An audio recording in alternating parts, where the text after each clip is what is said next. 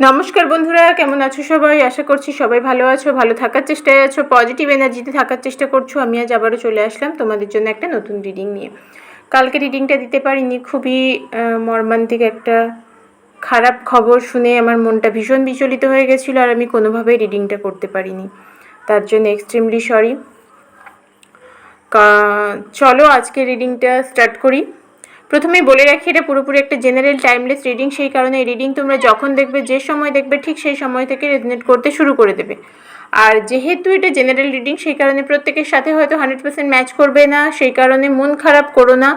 যার সাথে যতটুকু ম্যাচ করবে ততটুকু নেবে, বাকিটুকু ঝেড়ে ফেলে দেবে।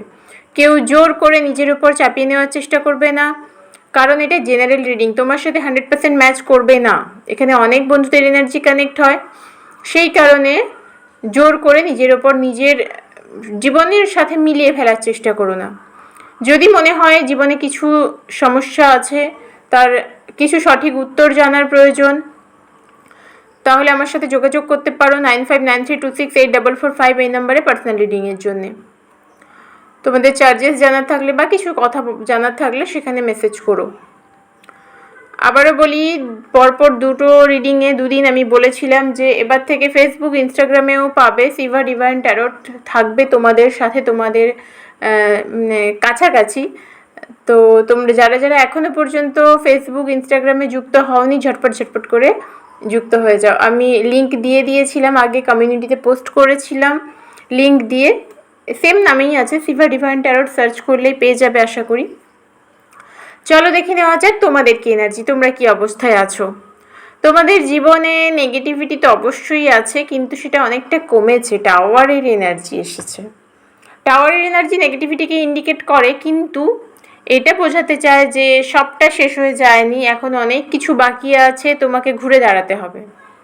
সেটা জীবনের ক্ষেত্রে হতে পারে, যে কোনো ক্ষেত্রেই ঘুরে দাঁড়াতে বলছে, তোমাকে গাইড নিতে বলছে, তোমাকে চেষ্টা করে নিজেকে ভালো রেখে জীবনে ঘুরে দাঁড়াতে বলছে।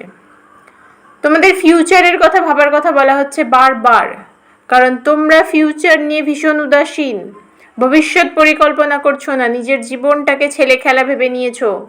নষ্ট হয়ে গেছে, শেষ হয়ে গেছে, খারাপ কিছু ঘটে গেছে, ব্যাস আমার জীবন শেষ, সব শেষ। সেটা তো বাস্তব নয়। জীবনে বেঁচে থাকতে গেলে লড়াই করতে হবে। জেতাহারা পরের কথা, ময়দান ছেড়ে যাওয়া যাবে না। তো সেই কারণে তোমাদেরকে জীবন থেকে মুখ ফিরিয়ে নিয়ে পালিয়ে গিয়ে বেঁচে থাকাটাকে বোকামি, এটা বোঝানোর চেষ্টা করা হচ্ছে। তোমাদের চারপাশে না প্রচুর তোমরা অনেক কিছু ইন্ডিকেশন পাবে, সেগুলো হয়তো তোমরা বুঝতে পারছো না।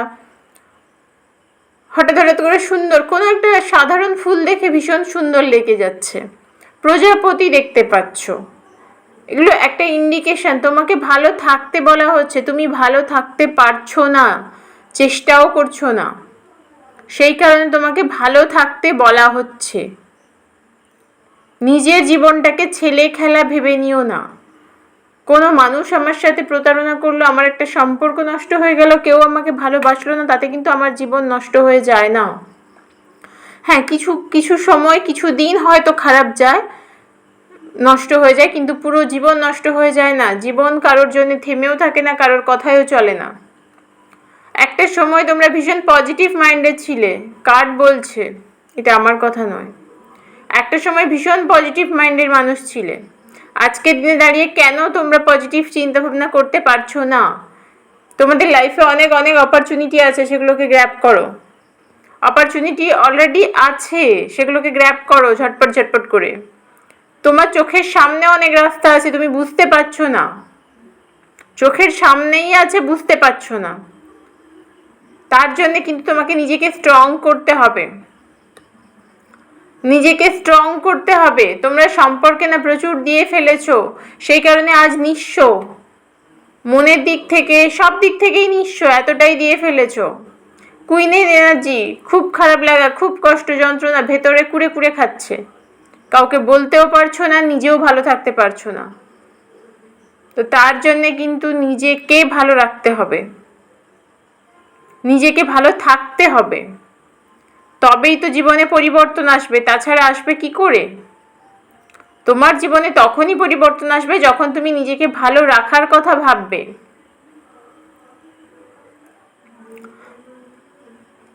যারা রোজ রোজ রিডিং দেখো তারা কিন্তু অনেক কার্ড চিনে গেছো। তো তোমরা দেখলে বুঝতে পারবে যে রিডিংয়ে কি ইন্ডিকেশন তোমাদের জন্য দেওয়া হচ্ছে। চলো তোমাদের আজকের দিনে দাঁড়িয়ে সম্পর্কের কি পরিণতি, কি অবস্থা, পরিণতি নয়, কি অবস্থা সেটা আগে দেখি।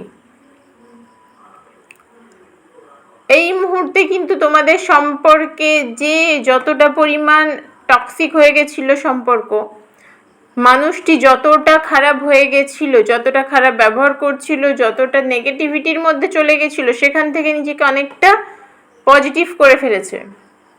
নিজের লাইফে সে কিন্তু ভীষণ পজিটিভ, অনেক স্ট্রেংথ বেড়েছে, তার অনেক স্ট্রেংথ বেড়েছে। ফিনান্সিয়াল কিছু ক্রাইসিস আছে, আগে রিডিংয়েও পেয়েছিলাম ফিনান্সিয়াল কিছু ক্রাইসিস মানুষটির জীবনে, সেটা আছে ঠিকই, কিন্তু আগের থেকে সে নিজেকে অনেক শক্তপোক্ত বানিয়েছে, অনেকটা স্টেবল হয়েছে। আগে কিন্তু তার লাইফে স্টেবিলিটি ছিল না, জীবনটাকে সে ছেলে খেলা ভেবে ফেলেছিল, আগে কিন্তু একেবারেই স্টেবল ছিল না। আজকের দিনে দাঁড়িয়ে আজকের রিডিংয়ে যা এনার্জি পিক করতে পারছি, সেখান থেকে দাঁড়িয়ে এটুকু বলতে পারি যে তোমার পার্সন, যে মানুষটি তোমাকে ঠকিয়েছে, তোমার সাথে প্রতারণা করেছে, তোমার সাথে খারাপ ব্যবহার করেছে, তোমাকে ছেড়ে চলে গেছে, সেই মানুষটি কিন্তু নিজের নেগেটিভ জোন থেকে নিজেকে বার করতে চাইছে। তুমি কেন পারছো না? তুমি কেন নেগেটিভ, এখনো ভীষণ নেগেটিভিটির মধ্যে আছো? নিজেকে ভালো রাখাটা হচ্ছে একটা মানে বিশাল বড় কোনো কাজ। মানুষ কিন্তু নিজেকে ভালো রাখতে পারে না, চায় না, পারে না ভুল কথা, চায় না অনেক ক্ষেত্রে। তো সেই জায়গায় দাঁড়িয়ে নিজেকে ভালো রাখাটা একটা অনেক বড় ব্যাপার। তোমার পার্সন কিন্তু এখন আজকের দিনে দাঁড়িয়ে তোমার কথা মনে করছে, এতদিন করছিল না, কারণ সে তার নিজের ভুল বুঝতে পারেনি, আজকের দিনে দাঁড়িয়ে বুঝতে পেরেছে। আজকের দিনে দাঁড়িয়ে সে তার ভুল বুঝতে পেরেছে। তবে তার জীবনেও কিন্তু প্রচুর প্রচুর অপরচুনিটি আছে, আসছে, আর সে সেগুলোকে ইউজও করছে। তোমার মতো বোকামো করছে না, সে তোমার মতো বোকামো করছে না।